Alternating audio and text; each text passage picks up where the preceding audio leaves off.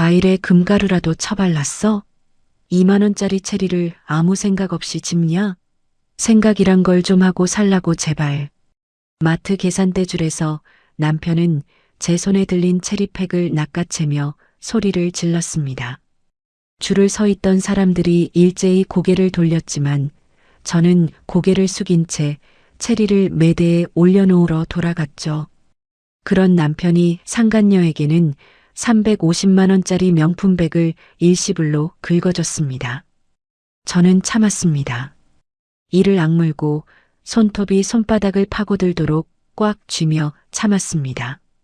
그리고 이혼 도장을 찍은 바로 다음 날 남편은 그 여자와 5성급 호텔에서 결혼식을 올렸습니다. 저는 그날 다짐했습니다. 2년놈들에게 살아있음을 후회할 복수를 하겠다는 걸요. 이틀 뒤 제 휴대폰에 남편의 부재중 전화 40통이 찍혀 있었습니다. 과연 그들에게 어떤 후회할 만한 복수를 했을까요? 오늘의 사연 시작합니다. 사연 시작 전 구독과 좋아요를 눌러주시면 오늘 하루 행운이 가득할 겁니다. 가정법원 정문 앞 벤치에 앉아 있었습니다. 4월의 햇살이 따스하게 내리쬐는 오후였지만 제 손끝은 얼음장처럼 차가웠죠. 이민우가 서류 봉투에서 종이 한 장을 꺼내 제 무릎 위에 툭 올려놓았습니다. 자, 여기 위자료 포기 각서. 딴소리 말고 여기 서명만 딱 해. 지긋지긋한데 우리 서로 깔끔하게 끝내자고. 이민우가 볼펜 뚜껑을 딸깍 열며 제 앞에 내밀었습니다. 저는 고개를 숙인 채 각서의 글씨를 천천히 훑었습니다. 위자료 일체를 청구하지 않겠다는 문구 아래 제가 서명할 빈칸이 덩그러니 놓여 있었죠. 뭘 그렇게 뚫어지게 봐? 내가 나한테 받아낼 돈이 어디 있다고 그래. 빈껍데기 주제에 너 설마 나중에 딴 마음 먹는 거 아니지? 이민우가 팔짱을 끼며 코웃음을 쳤습니다. 저는 아무 말 없이 볼펜을 받아들고 또박또박 이름을 적었습니다. 조정실 안에서의 절차는 짧았습니다. 판사가 양측의 의사를 확인하고 저는 재산 분할도 위자료도 필요 없다고 대답했죠. 이민우의 입꼬리가 귀까지 올라갔습니다. 마치 큰 시합에서 이긴 선수처럼 어깨를 펴고 턱을 치켜든 얼굴이었습니다. 도장을 찍는 순간 제 손가락에는 힘이 단단하게 들어가 있었습니다. 이민우는 그걸 떨림이라고 착각했는지 입술 한쪽을 비틀어 올리며 중얼거렸습니다. 이거 도장 찍는 순간 끝이야. 나중에 땅을 치고 울며불며 매달려봤자 소용없다. 알지? 너 후회해도 이미 늦어. 저는 대답하지 않았습니다. 조정 이혼이 성립되었다는 안내를 듣고 조정실 문을 나서자 이민우가 제 옆에 나란히 서서 걸었습니다. 야, 이제부터 분수 좀 알고 살아. 원룸이나 전전하면서 찌그러져 있는 게 딱 내 수준이니까. 나 같은 사람 만난 걸 평생 영광으로 알고 살아라. 응? 이민우가 양복 주머니에 손을 찔러 넣으며 내뱉었습니다. 저는 멈춰서서 이민우의 뒷모습을 바라봤습니다. 법원 주차장 쪽으로 성큼성큼 걸어가는 이민우의 등이 점점 작아졌습니다.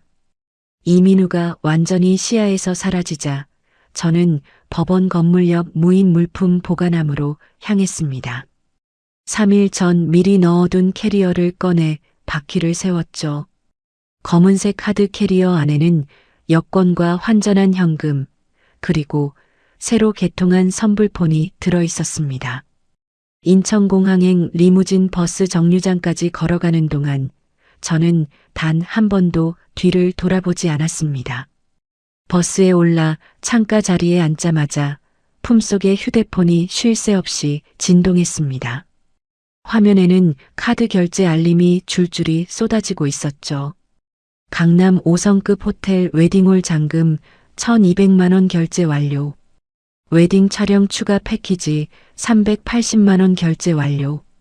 신부 드레스 피팅 보증금 150만 원 결제 완료. 이민우의 가족 카드로 잡히는 알림들이었습니다. 내일 당장 최유라와 올릴 결혼식 준비 비용이 실시간으로 찍혀 나왔죠. 저는 알림 하나하나를 빠짐없이 화면을 캡처해서 인터넷 비밀 저장소에 올렸습니다. 버스 창밖으로 서울의 거리가 스쳐 지나갔습니다. 6개월 전 일이 떠올랐습니다. 퇴근길에 카페에서 4,500원짜리 커피를 하나 사들고 현관문을 열었을 때 이민우가 거실 테이블 위에 가계부를 펼쳐놓고 앉아 있었죠. 아, 너 제정신이야? 이게 뭐야? 커피 한 잔에 4,500원? 지금 돈 아까운 줄 모르고 물 쓰듯 쓰는 거야? 이민우가 가계부를 손가락으로 탁탁 두드리며 저를 노려봤습니다. 그냥 길 가다 목이 말라서 샀어. 프랜차이즈 커피 중에 제일 싼 거야. 싼 거면 아예 안 마시면 되잖아. 집에 믹스커피가 산더미처럼 쌓여 있는데 굳이 밖에서 생돈을 써? 너 진짜 경제관념이 빵점이다. 빵점. 이민우가 가계부를 확 집어들더니 제 발밑에 내동댕이 쳤습니다. 종이가 찢어지며 바닥에 흩어졌죠. 그날 이민우는 1시간 넘게 저를 거실 한가운데 세워놓고 경제관념이 없다며 다그쳤습니다. 그런 이민우가 최유라에게는 350만 원짜리 명품 가방을 일시불로 사줬습니다. 영업할 때 품위를 유지해야 한다는 게 이유였죠. 또 한 번은 마트에서였습니다. 야근을 마치고 장을 보다가 수입 체리 한 팩을 집어들었는데 가격표에 2만 원이라고 적혀 있었죠. 계산대 줄에 서 있는데 이민우가 제 손에서 체리팩을 확 낚아챘습니다. 이 여자가 미쳤나? 과일에 금가루라도 발랐어? 무슨 놈의 체리가 2만 원이야? 너 지금 아무 생각 없이 이걸 장바구니에 넣어? 줄을 서 있던 사람들이 일제히 고개를 돌려 저를 쳐다봤습니다. 이민우는 아랑곳하지 않고 체리팩을 제 손에 도로 쥐어주며 당장 갖다 놓으라고 턱짓을 했죠. 당장 가서 제자리에 갖다 놔. 돈 귀한 줄 모르는 이런 사치스러운 여자는 처음 보겠네. 빨리 안 가. 저는 사람들의 시선을 등에 지고 체리를 매대에 올려놓으러 돌아갔습니다. 그 주말 이민우는 최유라와 1인당 25만 원이 넘는 초밥집을 예약해서 갔습니다. 결제는 제 이름으로 된 비상금 통장에서 몰래 빼낸 돈이었죠. 저는 그 출금 내역을 확인하고도 아무 표정을 짓지 않았습니다. 이민우 뒤에는 늘 시어머니 박숙자가 있었습니다. 매달 제게 50만 원만 용돈으로 쥐어주고 나머지는 이민우가 관리한다며 못을 박은 사람도 박숙자였죠. 주말마다 시댁본가로 불러 김장과 제사를 전부 제 손에 맡겼습니다. 제가 부엌에서 허리 한번 못 펴고 전을 부치는 동안 박숙자는 소파에 드러누워 텔레비전 채널을 돌리며 소리를 질렀습니다. 예, 지수야. 너는 어째 전 부치는 냄새가 영 시원찮다? 시댁이 무서운 줄을 알아야 살림을 제대로 배우지. 내가 시집왔을 때는 시어머니 숟가락 놓는 소리만 들려도 자다가 벌떡 일어나고 벌벌 떨었어. 너는 아주 세상 편하게 사는 줄 알아라. 이민우는 거실에서 과일을 깎아 먹으며 박숙자의 잔소리에 맞장구를 쳤습니다. 엄마 말이 100번 맞아. 지수가 요즘 너무 기고만장해졌어. 엄마가 따끔하게 버릇 좀 고쳐줘. 너무 오냐오냐 해줬더니 지가 상전인 줄 안다니까. 저는 기름이 튀는 프라이팬 앞에서 입술을 꾹 깨물었습니다. 이민우와 박숙자는 제가 완전히 길들여졌다고 믿었습니다. 반항할 기력도 의지도 남지 않은 멍청한 아내라고 확신했죠. 하지만 저는 그 시간 동안 제 이름으로 된 주식과 펀드를 조금씩 현금으로 바꿔서 추적이 안 되는 해외 계좌로 보내는 작업을 2달 전에 이미 끝낸 상태였습니다. 버스가 인천공항에 도착했습니다. 출국 심사대를 지나 면세구역에 들어서자 저는 코트 안주머니에서 작은 USB 하나를 꺼내 손가락으로 굴렸습니다. 이민우의 모든 치부, 최유라의 정체, 박숙자의 추악한 민낯이 이 안에 빠짐없이 담겨 있었죠. 탑승구 앞 라운지에서 샴페인 한 잔을 받아들었습니다. 기포가 올라오는 잔을 들여다보다가 왼손에 결혼 반지와 이민우가 사준 싸구려 커플 시계를 빼냈습니다. 테이블 위에 나란히 올려놓고 손을 떼는데 1초도 걸리지 않았죠. 탑승 안내 방송이 울렸습니다. 저는 캐리어를 끌고 일어나 탑승구를 향해 걸었습니다. 비행기가 활주로를 달려 하늘로 떠올랐습니다. 창밖으로 서울의 불빛이 점점 작아지다가 구름 아래로 사라졌죠. 저는 1등석 좌석에 등을 깊이 기대고 눈을 감았습니다. 48시간 뒤 한국에서 벌어질 일들을 하나하나 머릿속에 펼쳤습니다. 입꼬리가 천천히 올라갔습니다. 이혼을 결심하기 3달 전이었습니다. 이민우가 출장을 간다며 집을 비운 주말, 저는 아파트 지하 주차장에 세워둔 이민우의 차에 올라탔습니다. 운전석 쪽 블랙박스 본체에서 메모리 카드를 빼내 주머니에 넣었죠.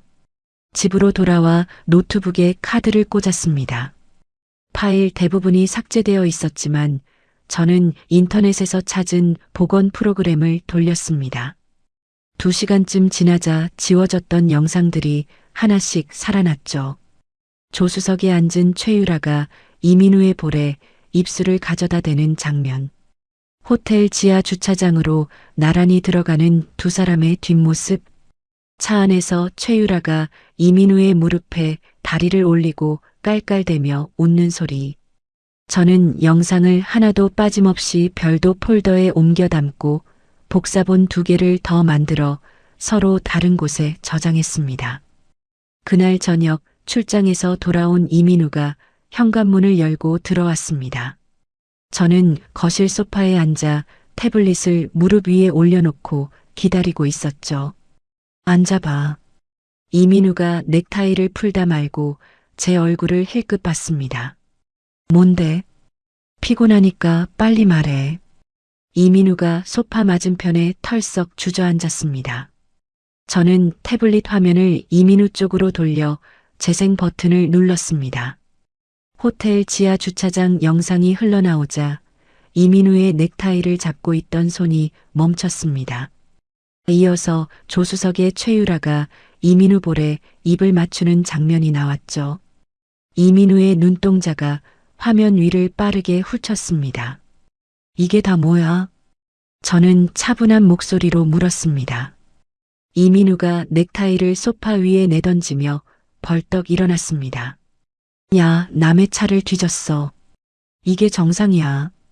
지금 화제를 돌리는 거야. 화제를 돌리긴. 내가 집에서 꼴이 뭐야? 화장도 안 하고 늘어빠진 잠옷바지에 슬리퍼 끌고 돌아다니는데 남자가 밖에서 눈이 돌아가는 게 이상해. 이민우가 손가락으로 저를 위아래로 가리키며 목소리를 높였습니다. 남자는 본능이라는 게 있어. 집에서 이렇게 관리를 안 해주니까 눈이 밖으로 가는 거지. 내 탓이야, 이건. 저는 태블릿을 무릎 위에 올려놓은 채 이민우를 올려다봤습니다. 이민우의 목에 핏줄이 붉어져 나와 있었습니다. 잘못을 저지른 사람이 되레 소리를 지르는 꼴이었죠. 며칠 뒤 시어머니 박숙자에게서 전화가 왔습니다. 지수야, 오늘 저녁에 나 좀 봐. 역 앞 국밥집으로 나와. 동네 구석의 허름한 국밥집에 들어서자 박숙자가 구석 자리에 먼저 앉아 있었습니다. 저는 맞은편에 앉았고 박숙자는 국밥 국물을 한 숟갈 뜨더니 숟가락을 탁 내려놓았습니다. 민우한테 다 들었다. 내가 블랙박스를 뒤져서 난리를 쳤다며. 어머니, 민우가 바깥에서 다른 여자를 만나고 있었어요. 그래서 어쩌라고. 박숙자가 손가락으로 제 이마를 콕 밀었습니다. 능력 있는 남자가 밖에서 스트레스를 좀 풀 수도 있는 거야. 그걸 가지고 속이 그렇게 좁아서 살림을 하겠어. 어머니, 이건 스트레스 푸는 게 아니라. 시끄러. 내가 얼마나 잘했길래 남편을 탓해. 집안일은 대충 하지. 애도 못 낳지. 민우가 바람이 난 게 내 잘못이야. 내 잘못. 박숙자가 삿대질을 하며 제 머리통 쪽으로 손끝을 들이밀었습니다. 국밥집 아주머니가 놀라서 이쪽을 쳐다봤지만 박숙자는 아랑곳하지 않았죠. 정 이혼하겠다면 조건이 있어. 지금 너희가 사는 집 전세금 그거 절반은 민우한테 놓고 가. 새 출발 자금으로. 그 전세금은 제가 결혼 전에 모은 돈으로 마련한 거예요. 내 돈이면 어떻고 민우 돈이면 어떠. 부부가 같이 산 집인데 맨몸으로 나가면 되잖아. 몸 하나 건사하면 되지. 뭐가 더 필요해. 박숙자가 국밥 그릇을 제 쪽으로 밀어내며 말했습니다.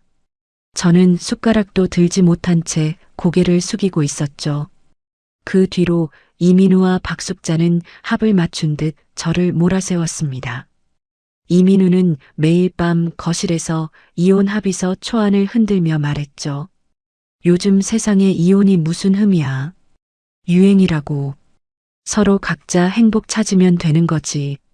여기다 도장만 찍어. 최유라도 가만히 있지 않았습니다. 최유라는 자기 SNS에 이민우가 사준 명품 가방 사진을 올리면서 글 끝에 이렇게 적었죠. 진짜 사랑을 방해하는 늙고 질투 많은 기생충은 좀 비켜줬으면. 제 이름을 직접 적지는 않았지만 누가 봐도 저를 겨냥한 글이었습니다. 어느 날 점심시간이었습니다. 제가 프리랜서로 일하는 강남의 디자인 회사 건물 1층 카페 앞을 지나는데 유리문 너머로 최유라가 이민우 팔에 매달려 걸어오고 있었습니다. 최유라가 일부러 이쪽을 보며 이민우의 팔을 더 꽉 끌어안았죠. 제 동료 2명이 바로 옆에서 커피를 들고 서 있었습니다.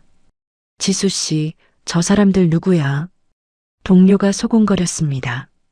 저는 대답하지 못하고 커피잔을 잡은 손에 힘을 줬습니다. 손톱이 손바닥을 파고들었지만 저는 그 자리에서 한 발짝도 움직이지 않았죠. 이민우는 밤마다 저를 침대 모서리에 앉혀놓고 같은 말을 반복했습니다. 소송을 걸어봤자 뭘 어쩔 건데. 프리랜서 벌이로 변호사비를 감당이나 할 수 있어. 조용히 사인하고 나가는 게 내 자존심이라도 지키는 거야. 박숙자는 자정이 넘은 시각에도 전화를 걸어왔습니다. 너희 친정 엄마가 딸 교육을 어떻게 시킨 거야? 남편 뒷바라지는 못할 망정 집안을 엎으려 들어. 저는 전화를 받으며 화면 구석에 녹음 버튼이 켜져 있는지 확인했습니다. 날짜별로 폴더를 만들어 박숙자의 통화 내용을 하나도 빠짐없이 저장했죠. 최유라는 제 개인 번호까지 알아내서 매일 아침 문자를 보냈습니다. 하와이 신혼여행 패키지 예약했어. 언니가 돈 없어서 못 가본 데를 민우 오빠가 나랑 가주신대. 부럽지. 저는 그 문자들을 삭제하지 않고 전부 캡처해서 보관했습니다. 매일 밤 화장실 문을 잠그고 바닥에 주저앉아 수건으로 얼굴을 눌렀습니다. 어깨가 들썩였지만 소리는 내지 않았죠. 이민우가 들으면 또 한심하다고 할 테니까요. 하지만 그 눈물을 닦아내고 거울을 볼 때마다 제 눈 속에는 슬픔 대신 다른 것이 차올랐습니다. 이 세 사람이 스스로 파놓은 구덩이가 얼마나 깊은지 저는 정확하게 재고 있었습니다. 저는 세수를 하고 거울 속 제 얼굴을 들여다봤습니다. 눈두덩이 부어있고 코끝이 빨갛게 달아올라 있었죠. 저는 그 얼굴 위에 세상에서 가장 불쌍하고 무기력한 표정을 천천히 올려놓았습니다. 박숙자가 전세금 절반을 내놓으라고 했던 그날 밤이었습니다. 이민우와 박숙자가 거실 소파에 나란히 앉아 텔레비전을 보고 있었죠. 저는 안방에서 나와 거실로 걸어갔습니다. 두 사람 앞에 멈춰서더니 그대로 무릎을 꿇고 바닥에 이마를 가져다 댔습니다. 당신들 말이 맞아. 내가 너무 부족한 아내였어. 이민우가 텔레비전 리모컨을 내려놓으며 저를 내려다봤습니다. 전세금은 포기할게. 한 푼도 안 가져갈 테니까 제발 조용히 놔줘. 목소리를 일부러 떨리게 만들었습니다. 눈물이 뺨을 타고 바닥에 떨어졌죠. 울기 위해 애쓸 필요는 없었습니다. 6개월간 쌓인 분노를 아주 조금만 풀어주면 눈물은 저절로 쏟아졌으니까요. 박숙자가 이민우 팔꿈치를 툭 쳤습니다. 봐라. 원래 진작 이랬어야지. 이민우가 다리를 꼬며 코웃음을 쳤습니다. 그래, 그렇게 나오는 게 맞아. 일어나. 저는 소매로 눈물을 훔치며 천천히 일어났습니다. 이민우의 입꼬리가 귀까지 올라가 있었고 박숙자는 만족스러운 얼굴로 텔레비전 쪽에 다시 고개를 돌렸죠. 그날 이후 두 사람은 저를 완전히 투명인간 취급했습니다. 제가 부엌에서 설거지를 하고 있는데 이민우가 거실에서 통화를 했죠. 유라야, 강남 호텔 웨딩홀 2군데 견적 나왔어. 큰 홀이 1,500만 원이고 작은 홀이 900만 원인데 큰 걸로 가자. 내 체면이 있지. 수도꼭지에서 물이 졸졸 흘러내리는 소리 사이로 이민우의 들뜬 목소리가 또렷하게 들렸습니다. 저는 접시를 닦는 손을 멈추지 않았죠. 박숙자도 거실에서 동네 친구에게 영상 통화를 걸어놓고 떠들었습니다. 새 며느리가 필라테스 강사인데 얼굴이 연예인이야, 연예인. 우리 민우가 복이 터진 거지. 전에 있던 건 이제 내보내고, 전에 있던 건 저를 가리키는 말이었습니다. 저는 부엌 구석에 서서 행주를 꾹 쥐었다가 손가락에 힘을 풀었습니다. 두 사람이 방심의 늪에 빠져든 그 시간, 저는 매일 새벽을 이용했습니다. 이민우가 술에 취해 코를 골며 잠드는 시간은 언제나 새벽 1시에서 2시 사이였죠. 저는 이불을 살며시 걷고 침대에서 내려와 이민우의 서재로 들어갔습니다. 책상 서랍을 하나씩 열어 안쪽 구석구석을 뒤졌습니다. 첫째 날은 명암철과 오래된 영수증 뭉치밖에 나오지 않았죠. 둘째 날 책상 밑에 볼트로 고정된 소형 금고를 발견했습니다. 비밀번호 방식이 아니라 열쇠로 여는 구식 금고였습니다. 저는 일주일을 기다렸다가 이민우가 회식으로 늦는 날 밤에 심야 열쇠 수리 업체에 전화를 걸었습니다. 현금 50만 원을 미리 봉투에 넣어두고 수리공이 도착하자 봉투를 건네며 말했죠. 남편이 열쇠를 잃어버렸는데 급하게 열어야 해요. 아무한테도 말 안 할게요. 수리공이 5분 만에 금고를 열었습니다.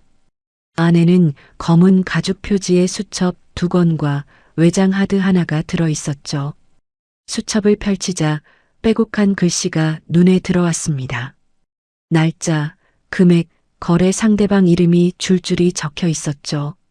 이민우가 회사의 핵심 영업 자료를 경쟁업체에 넘기고 받은 뒷돈 내역이었습니다. 금액이 수억 원 단위로 적혀 있는 줄도 있었죠. 저는 수첩을 한 장 한 장 넘기며 스마트폰 카메라로 전부 촬영했습니다. 셔터 소리를 끄고 화면 밝기를 최소로 낮춘 채 찍었죠. 외장 하드는 비밀번호가 걸려 있어서 열 수 없었습니다. 저는 그 하드를 가방에 넣고 다음 날 낮에 컴퓨터 복구 전문 업체를 찾아갔죠. 비밀번호를 풀고 안에 있는 파일을 전부 복사해 주세요. 비용은 얼마든 상관없어요. 3일 뒤 업체에서 연락이 왔습니다. 외장 하드 안에는 이민우가 고급 유흥업소에 수십 번 드나든 영수증 사진들과 회사 법인 카드를 사적으로 쓴 내역이 폴더별로 정리되어 있었죠.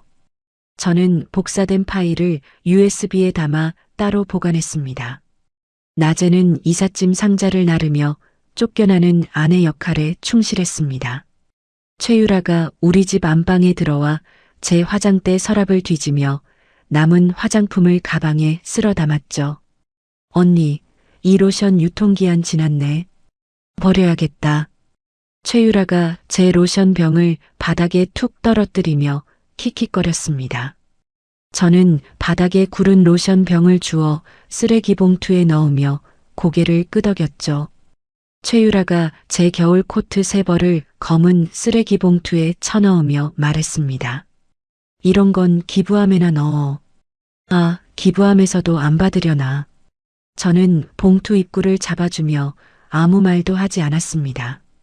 최유라의 손톱이 분홍색 매니큐어로 반짝거렸고 그 손가락이 머지않아 수갑에 걸릴 모습을 상상하니 입안에서 웃음이 차올랐죠.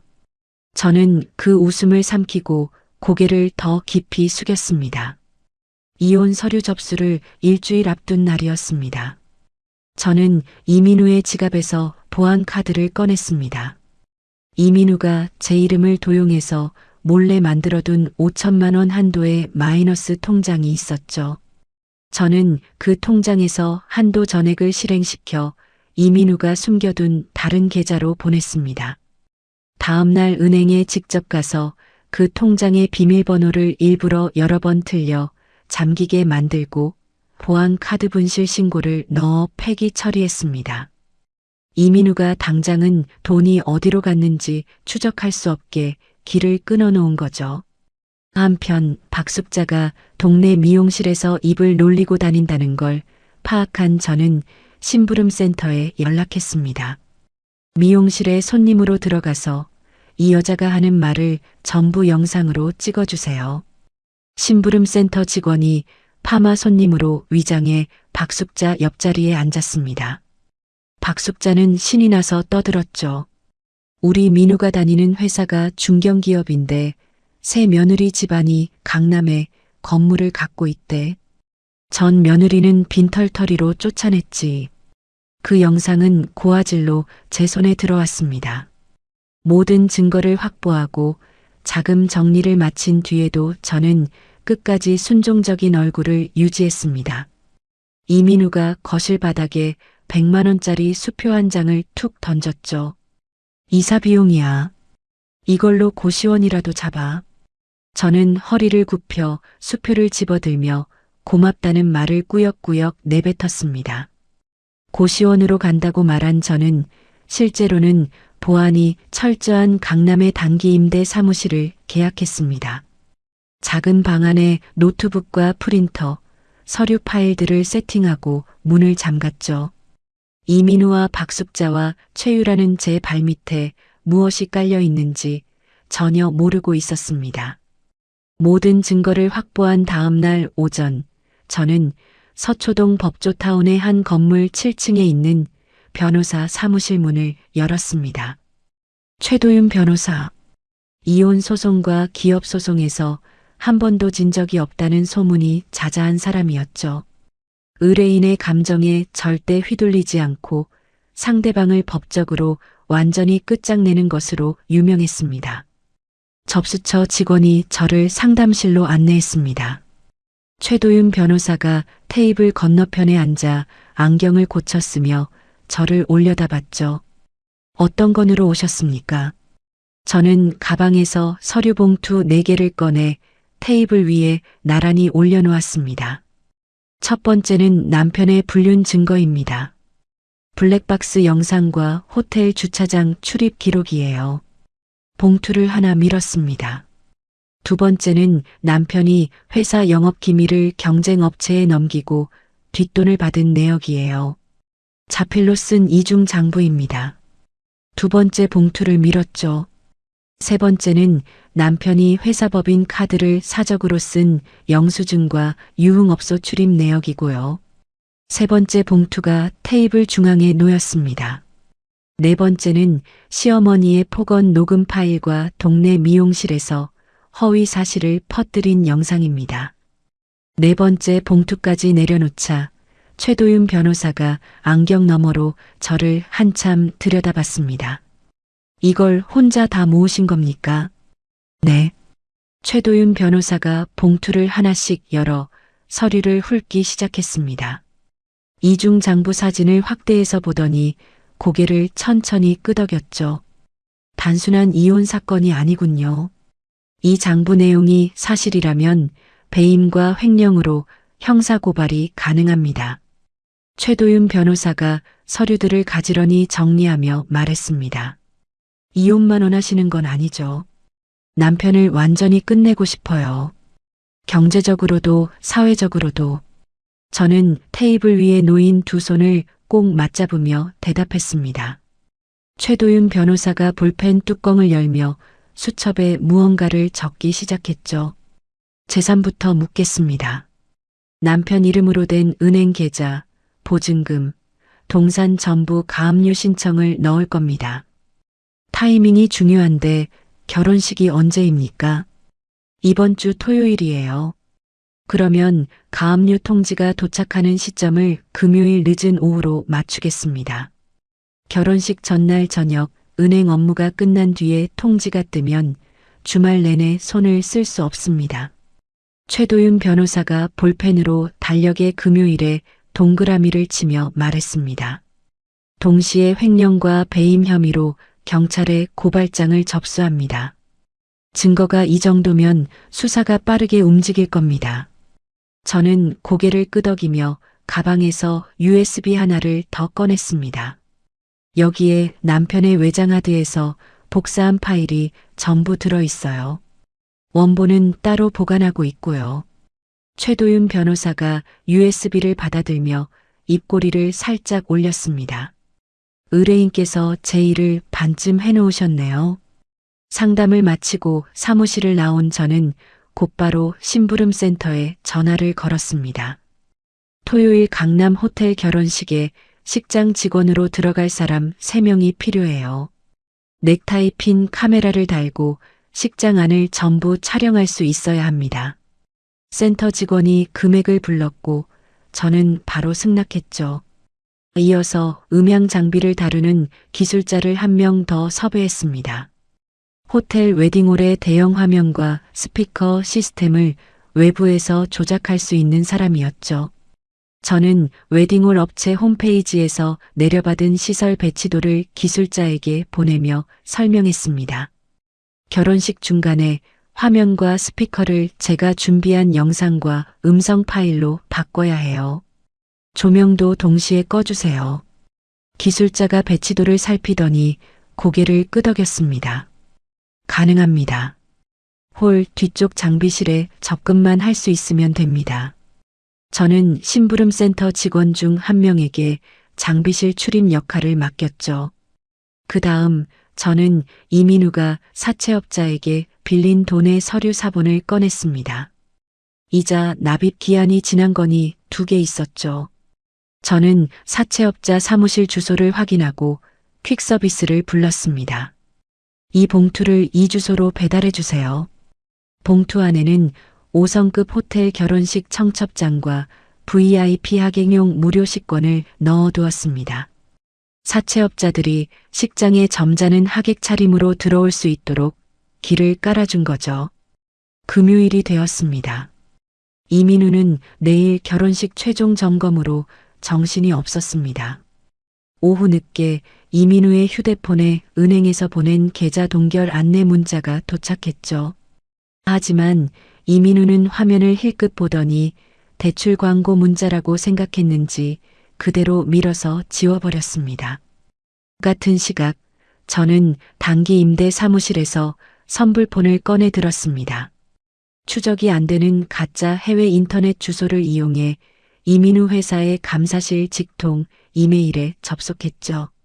제목 없이 이민우가 자필로 쓴 이중 장부 사진 3장과 경쟁업체에 기밀을 넘긴 정황이 담긴 문서 한 것만 첨부해서 보냈습니다.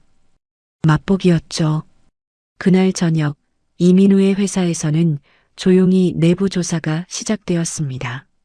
임원들이 이민우가 올린 결제 서류를 보류하고 이민우의 업무용 컴퓨터 접속 기록을 뒤지기 시작했죠. 하지만 이민우는 아무것도 몰랐습니다. 내일 결혼식에서 멋진 신랑으로 서는 것밖에 머릿속에 없었으니까요. 토요일 오전 법원에서 이혼 절차를 마친 저는 인천공항으로 향했습니다. 출국장을 지나기 전 저는 선불폰으로 최도윤 변호사에게 문자 한 통을 보냈습니다. 예정대로 진행해 주세요.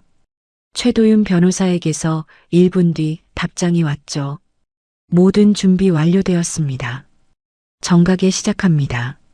저는 선불폰을 주머니에 넣고 출국 심사대를 향해 걸었습니다. 이민우는 지금쯤 호텔 대기실에서 양복 매무새를 고치고 있겠죠. 최유라는 드레스룸에서 웨딩드레스 자락을 만지며 거울 앞에 서 있을 거고요.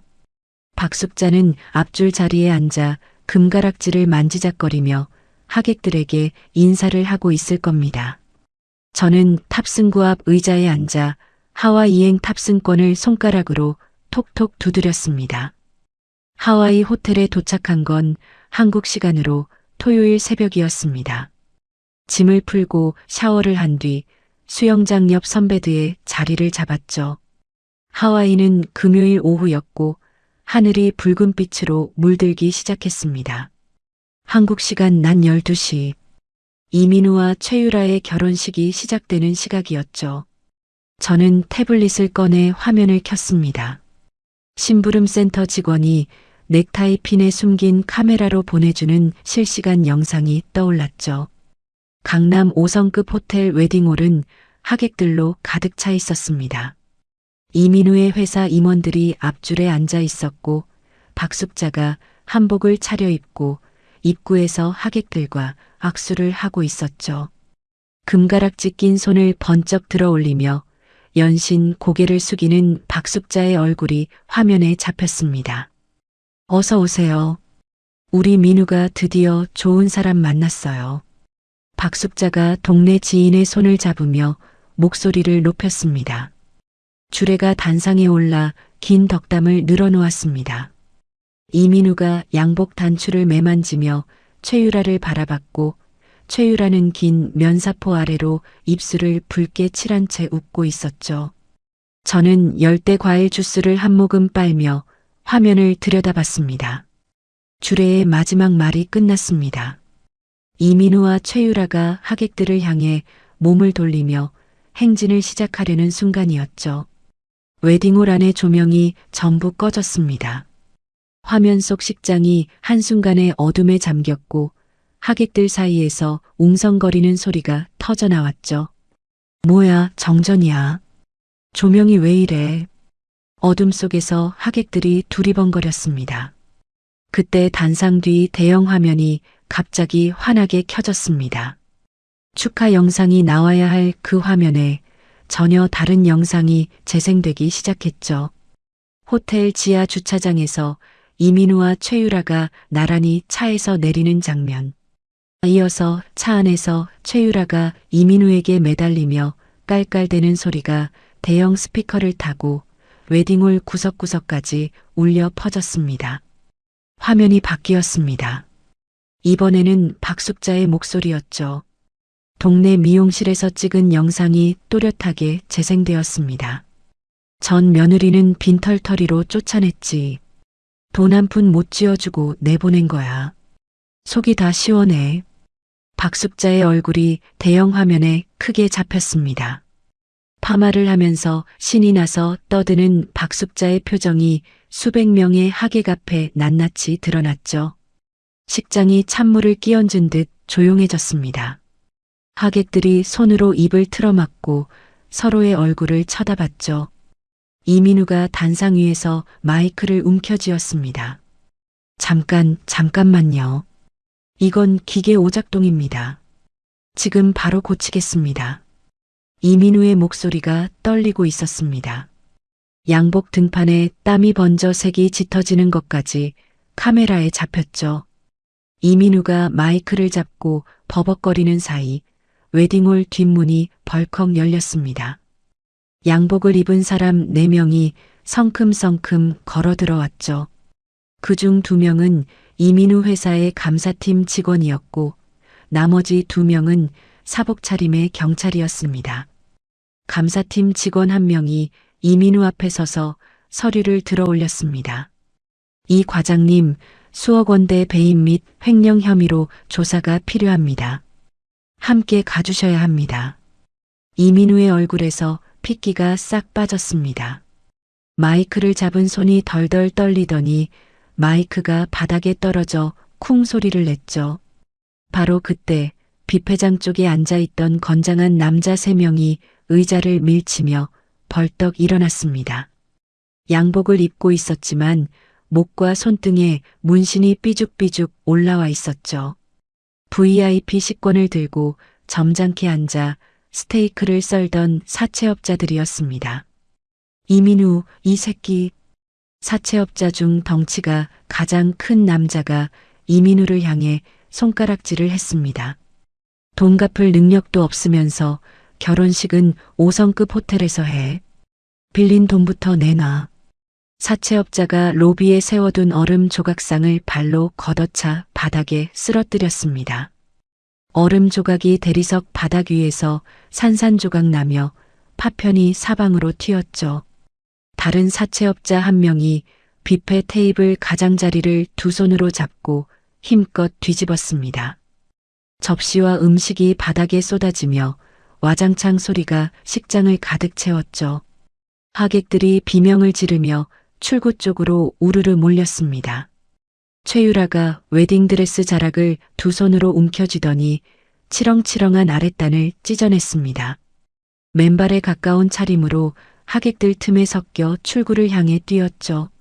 하지만 입구를 막아선 사채업자의 등짝에 부딪혀 뒤로 밀려났습니다. 대리석 바닥에 엉덩방아를 찧은 최유라의 면사포가 벗겨지며 공들여 올린 머리가 흐트러졌죠. 살려줘요. 나는 아무 상관없어요. 제발. 최유라가 바닥에 주저앉은 채 두 손을 모으며 울었습니다. 화장이 번져 눈 밑으로 검은 줄이 흘러내렸죠. 앞줄에 앉아있던 박숙자가 자리에서 벌떡 일어났습니다. 경찰 2명이 이민우의 양쪽 팔을 잡고 있는 모습이 박숙자의 눈에 들어왔죠. 민우야, 민우야. 박숙자가 아들 쪽으로 달려가다가 뒷목을 움켜잡고 비틀거렸습니다. 금가락지 낀 손이 허공을 휘저었고 그대로 바닥에 쓰러졌죠. 입에서 거품이 일며 눈이 뒤집혔습니다. 구급차 불러요, 빨리. 하객 하나가 소리를 질렀습니다. 회사 임원들이 자리에서 일어나 이민우를 노려봤습니다. 이민우와 눈이 마주친 상무가 양복 주머니에서 전화기를 꺼내며 차갑게 내뱉었죠. 이 과장, 월요일부터 출근하지 마. 대기 발령이야. 이민우의 입이 벌어졌지만 소리가 나오지 않았습니다. 하객들은 이미 스마트폰을 꺼내 식장 곳곳을 촬영하고 있었죠. 뒤집힌 뷔페 테이블, 바닥에 쓰러진 박숙자, 경찰에게 팔을 잡힌 이민우, 대리석 바닥에 주저앉아 우는 최유라. 그 장면들이 실시간으로 인터넷에 퍼져나갔습니다. 2시간도 지나지 않아 이민우와 최유라의 이름이 대형 인터넷 게시판 실시간 검색어 1위에 올랐죠. 저는 태블릿 화면 속에서 경찰에게 양팔을 붙들린 이민우의 흙빛 얼굴을 바라봤습니다. 선베드 옆 테이블에 놓인 샴페인 잔을 들어 올려 입술에 가져다 댔죠. 기포가 혀 위에서 톡톡 터졌습니다. 결혼식 다음 날 아침이었습니다. 저는 하와이 리조트 레스토랑에서 팬케이크를 자르며 창밖의 야자수를 바라보고 있었죠. 같은 시각 한국에서는 이민우가 경찰서에서 밤샘 조사를 받고 풀려난 직후였습니다. 이민우는 집으로 돌아가자마자 노트북을 열었습니다. 결혼식 영상이 퍼진 인터넷 게시판마다 자신의 이름이 도배되어 있었죠. 이민우의 손가락이 키보드 위에서 부들부들 떨렸습니다. 이민우는 아는 기자 3명에게 전화를 돌렸습니다. 형, 나 이민우야. 기사 하나만 써줘. 내 입장을 좀 실어달라고. 사례는 확실하게 할게. 수화기 너머에서 기자가 대답했죠. 민우야, 지금 내 이름 검색하면 뭐가 뜨는지 알아? 내가 거기 손 떼면 나까지 끝나. 미안하다. 전화가 끊겼습니다. 두 번째 기자도 세 번째 기자도 같은 대답이었죠. 이민우가 전화기를 소파 위에 내던지며 이를 악물었습니다. 좋아, 내가 직접 쓴다. 이민우는 직장인 익명 게시판과 자기 SNS에 장문의 글을 올렸습니다. 전처 윤지수는 결혼 생활 내내 내 재산을 교묘하게 빨아먹고 도망친 사람입니다. 결혼식에서 재생된 영상은 악의적으로 합성된 가짜이며 조작된 증거로 선량한 저와 제 아내를 모함하고 있습니다. 이민우는 거기서 멈추지 않았습니다. 제가 과거 병원비로 결제했던 카드 내역 캡처 사진을 꺼내더니 사진 편집 프로그램으로 금액 숫자를 고쳤죠. 12만 원짜리 진료비를 120만 원으로 8만 원짜리 약값을 80만 원으로 바꿔서 올렸습니다. 보시다시피 전처는 심각한 낭비벽이 있었습니다. 명품 쇼핑에 중독되어 가게를 파탄냈고 제가 이혼을 요구하자 앙심을 품고 보복에 나선 겁니다. 이민우는 한술 더 떠서 이렇게 적었죠. 회사 횡령건도 전처의 소행입니다. 컴퓨터를 잘 다루는 전처가 회사 시스템에 접근해 저에게 누명을 씌운 것입니다. 최유라도 가만히 있지 않았습니다. 최유라는 얼굴 반쪽을 머리카락으로 가리고 카메라 앞에 앉았죠. 촬영 직전 안약을 넣어 눈가를 촉촉하게 만든 뒤 녹화 버튼을 눌렀습니다. 저는 윤지수 씨의 살해 협박에 시달려왔어요. 결혼식에 가지 않으면 죽여버리겠다는 메시지를 수십 통 받았습니다. 최유라가 목소리를 떨며 카메라를 올려다봤습니다. 안약 덕분에 눈물처럼 보이는 물기가 볼을 타고 흘러내렸죠. 저는 피해자예요. 제발 진실을 봐주세요. 최유라가 두 손을 모아 카메라를 향해 간절하게 호소했습니다. 영상은 올리자마자 조회수가 치솟았죠. 이민우와 최유라의 조직적인 반격이 먹히기 시작했습니다. 일부 누리꾼들이 댓글을 달았죠. 영상이 합성일 수도 있지 않나?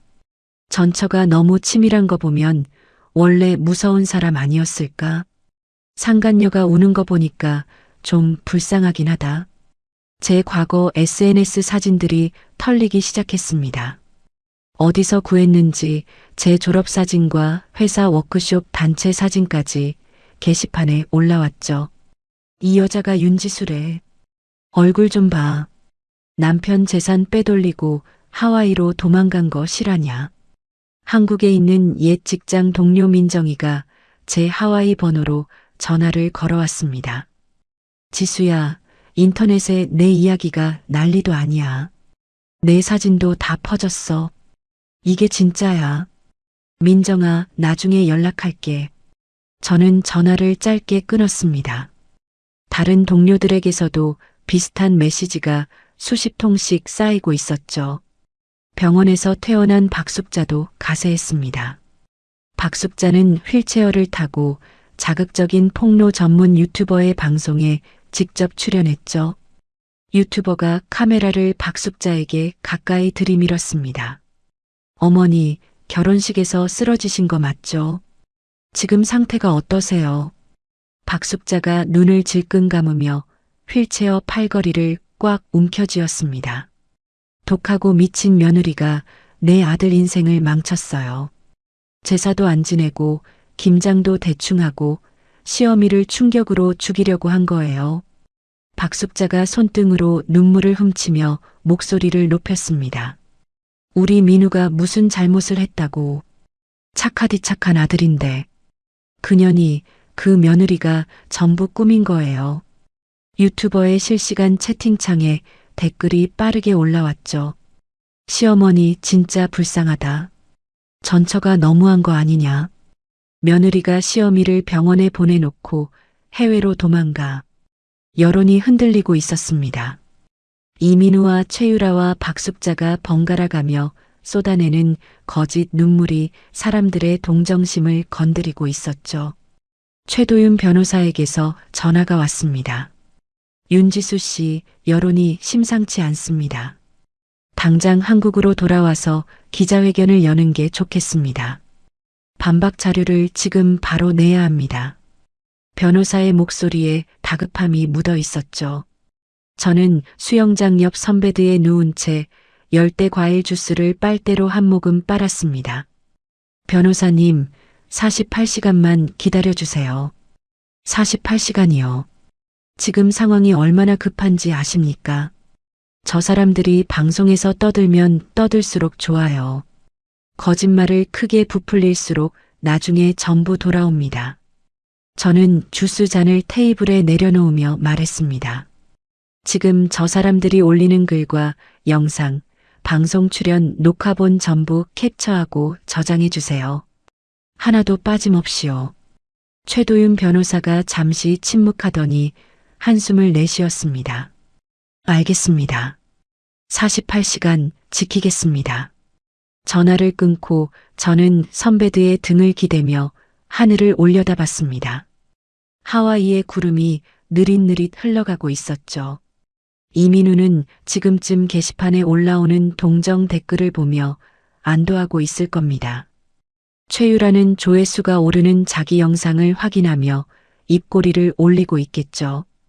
박숙자는 유튜브 방송이 끝나고 병실로 돌아가며 잘했다고 스스로를 다독이고 있을 거고요. 저는 노트북을 열어 인터넷 비밀 저장소에 접속했습니다.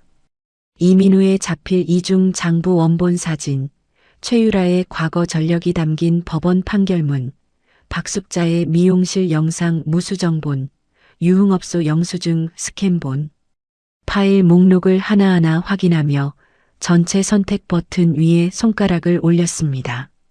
저 사람들이 자기 무덤을 충분히 깊게 팠을 때, 그때가 제가 삽을 던져줄 시간이죠.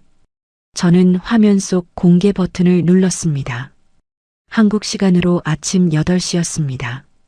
저는 최도윤 변호사에게 전화를 걸었습니다. 변호사님, 지금 바로 시작해 주세요. 파일은 제가 비밀 저장소에서 전부 공유 설정으로 바꿔놨습니다. 확인했습니다. 언론사 5곳과 경찰청 수사과에 동시에 보내겠습니다. 최도윤 변호사가 전화를 끊었습니다. 30분 뒤 주요 언론사 온라인판에 속보 딱지가 붙은 기사가 동시에 올라왔죠. 결혼식 파국 남성, 자필 이중 장부 원본 공개, 수억 원대 기밀 유출 정황 드러나, 본인 작성 수표 서명까지 확인, 전처 해킹 주장은 거짓으로 판명. 기사에는 이민우가 직접 손으로 쓴 이중 장부 사진이 고화질로 실렸습니다. 날짜와 금액, 거래 상대방 이름이 또렷하게 보이는 원본이었죠. 이민우가 고급 유흥업소에서 자기 이름으로 서명한 수표 추적 내역도 함께 공개되었습니다. 동시에 이민우가 저를 모함하기 위해 심부름센터 직원과 선불폰으로 통화한 녹음 파일이 기사에 첨부되었죠. 야, 윤지수가 해킹한 것처럼 꾸며야 돼. 컴퓨터 좀 아는 사람 구해서 흔적을 만들어놔. 이민우의 목소리가 녹음 파일 속에서 또렷하게 흘러나왔습니다. 자기 입으로 증거 조작을 모의한 내용이 고스란히 담겨 있었죠. 같은 시각 구독자 300만 명을 가진 대형 유튜버의 긴급 생방송이 시작되었습니다. 시청자 여러분, 긴급 제보가 들어왔습니다. 며칠 전 피해자 행세를 한 최유라 씨, 이번이 처음이 아닙니다. 유튜버가 화면에 서류를 하나씩 띄웠죠. 최유라 씨는 과거에 유부남 3명의 가정을 파탄낸 전력이 있습니다. 피해자 3분이 연대 탄원서를 보내왔고 법원 판결문도 함께 공개합니다. 화면에 법원 판결문이 떴습니다. 최유라의 이름과 주민번호 앞자리, 판결 내용이 적혀 있었죠. 첫 번째 피해자의 음성 메시지가 재생되었습니다. 최유라 씨가 우리 남편한테 접근한 게 3년 전이에요. 남편 카드로 명품을 긁고 돈이 떨어지니까 바로 다른 남자한테 갔어요. 저는 이혼하고 아이 둘을 혼자 키우고 있습니다. 두 번째 피해자도 비슷한 증언을 했죠. 저는 최유라 씨 때문에 우울증 치료를 받았어요. 피해자가 한둘이 아닙니다. 실시간 채팅창이 폭발했습니다. 전처가 해킹했다는 거 다 거짓말이었네. 최유라 상습범이잖아. 시어머니 방송 나와서 운 거 연기였어. 이민우 영수증 조작한 거 범죄 아니냐. 여론이 단숨에 뒤집혔습니다. 이민우가 이틀 전 익명 게시판에 올린 해명글의 댓글이 수만 개씩 달리기 시작했죠. 영수증 금액 조작한 거 경찰에 신고한다. 자필 장부가 나왔는데 아직도 전처 탓이냐. 인생 끝났다, 이민우. 사건을 담당한 경찰이 움직였습니다. 이민우가 언론에 거짓 해명을 퍼뜨리며 증거를 조작하려 한 정황을 확인하고 법원에 구속영장을 신청했죠. 이민우 회사의 법무팀에서도 긴급회의가 열렸습니다. 이민우가 경쟁업체에 넘긴 영업기밀로 입은 피해 금액을 산정한 결과 수십억 원에 달했죠. 회사는 이민우를 상대로 30억 원대의 손해배상 청구 소송을 냈습니다. 동시에 이민우 이름으로 남아있던 퇴직금과 다른 이름으로 숨겨둔 보증금까지 전부 묶어버렸죠. 이민우의 숨통이 사방에서 조여들자 최유라가 본색을 드러냈습니다. 최유라는 이민우 이름으로 된 고급 외제차를 밤사이 불법 중고차 업자에게 넘겼습니다. 예물로 받은 시계 2개도 중고 명품 거래상에게 처분했죠. 이민우의 마지막 현금까지 싹싹 긁어모은 최유라는 경찰의 출석 요구 문자를 확인하고 휴대폰 전원을 꺼버렸습니다.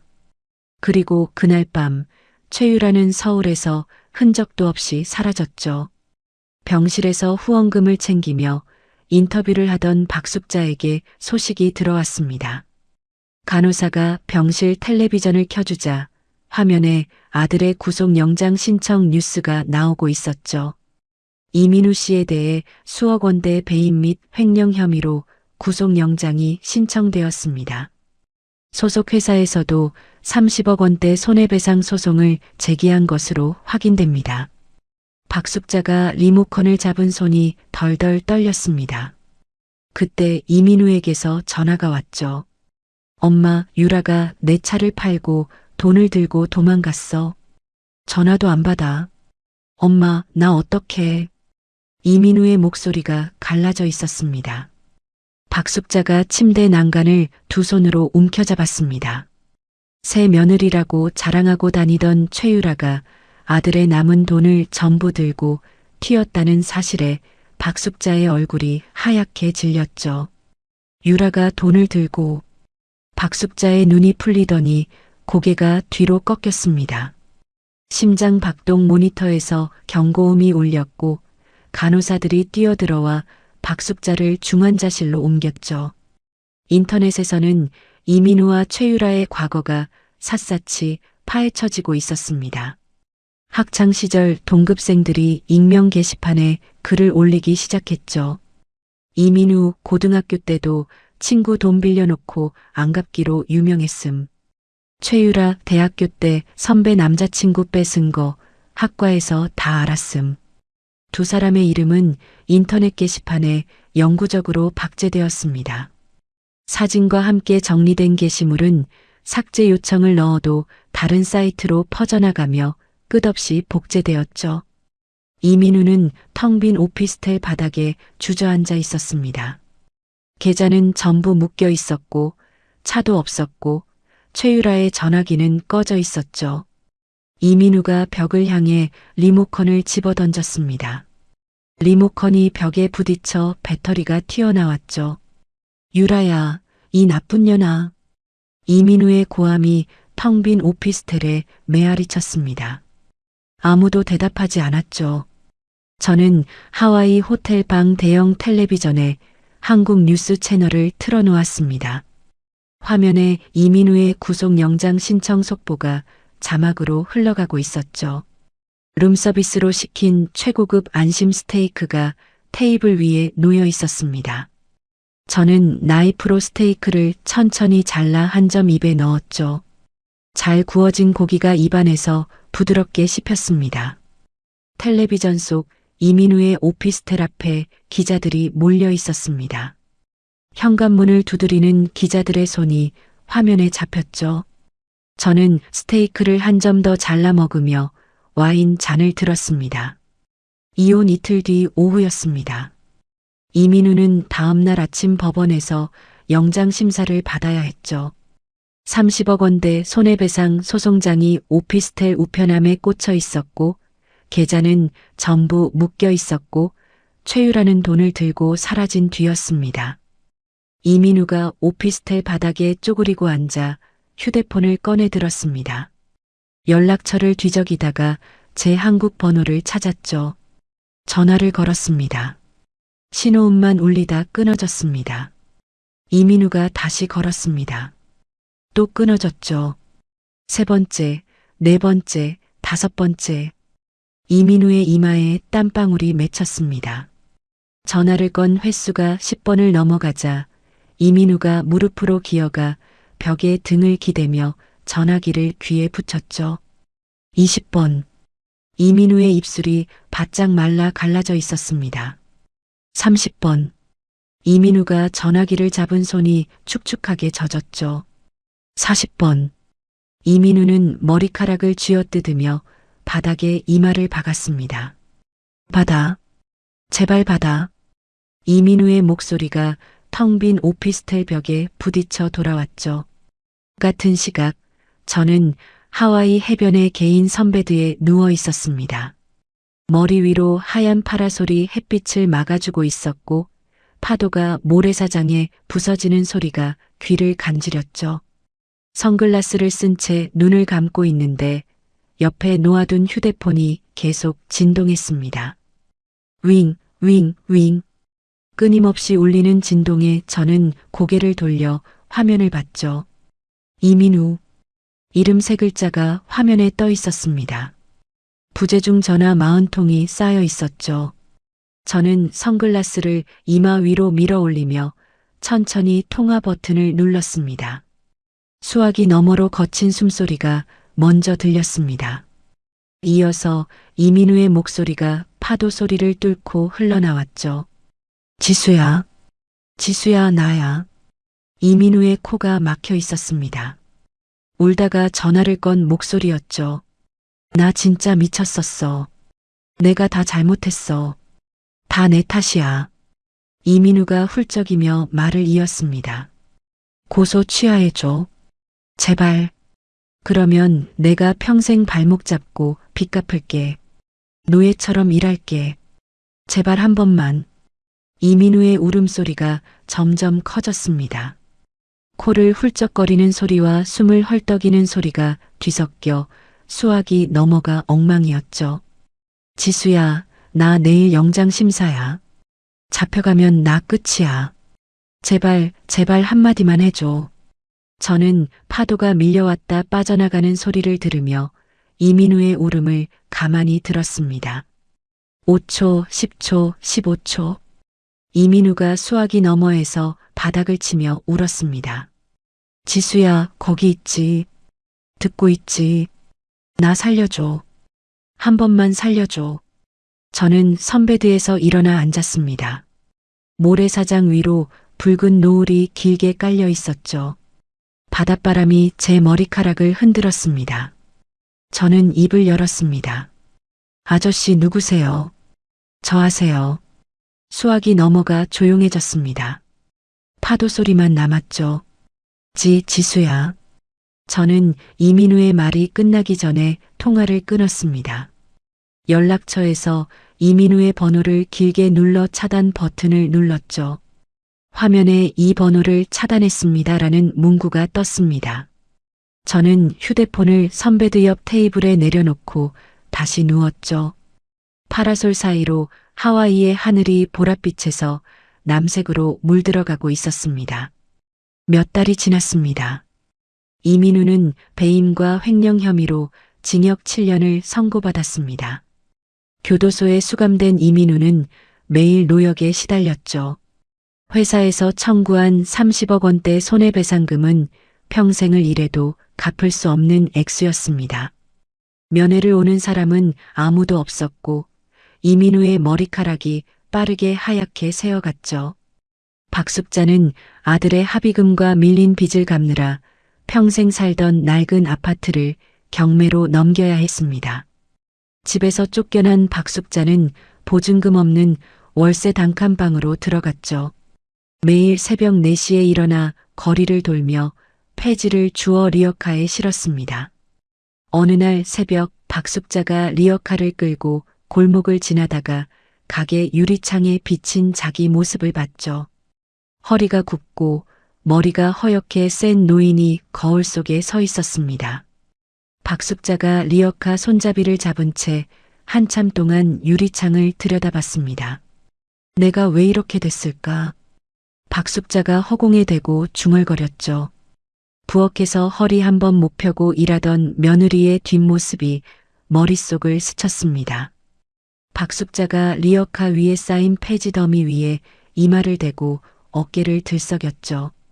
최유라는 서울에서 도망친 뒤 지방의 허름한 여관을 전전했습니다. 이민우 이름으로 된 외제차와 예물을 처분한 돈으로 버티고 있었지만 경찰의 수배망은 점점 좁혀지고 있었죠. 어느 날 밤 최유라가 외진 골목의 PC방 구석 자리에서 모자를 눌러 쓴 채 컴퓨터를 하고 있었습니다.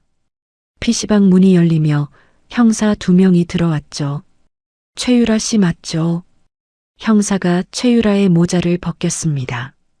화장기 없는 얼굴에 다크서클이 턱까지 내려와 있었죠.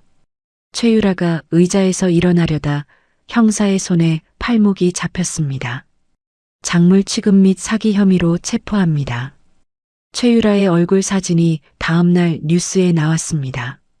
경찰서에서 찍은 정면 사진이었죠. SNS에서 명품을 자랑하며 웃던 얼굴은 어디에도 없었습니다.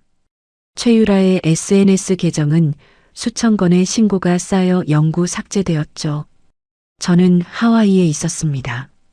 최도윤 변호사의 도움으로 이민우에게서 회수한 숨겨진 재산과 법원이 판결한 위자료를 합쳐 저는 하와이 해안가에 제 이름을 건 디자인 스튜디오를 열었습니다.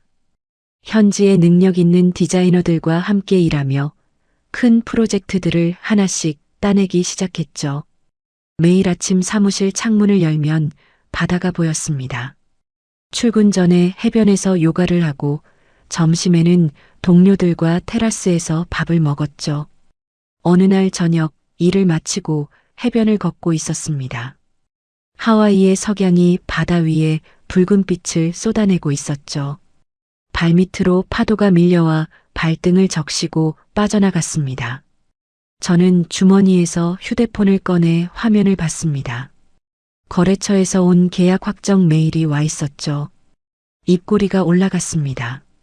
열대 과일 음료를 한 모금 마시며 수평선을 바라봤습니다. 아무도 제 숨통을 조이지 않았고 아무도 제 가계부를 찢지 않았고 아무도 제 앞에서 삿대질을 하지 않았죠. 저는 모래사장 위에 서서 깊게 숨을 들이마셨습니다. 짠 바닷바람이 폐 속 깊은 곳까지 들어왔죠. 이게 제 2번째 인생의 첫 페이지였습니다. 시청자 여러분, 오늘 지수 씨의 이야기는 어떠셨나요? 윤지수는 4,500원짜리 커피 한 잔에도 숨을 죽여야 했던 사람이었습니다. 2만 원짜리 체리를 계산대에서 빼앗기고 사람들 앞에서 고개를 숙여야 했던 사람이었죠. 하지만 윤지수는 무너지지 않았습니다.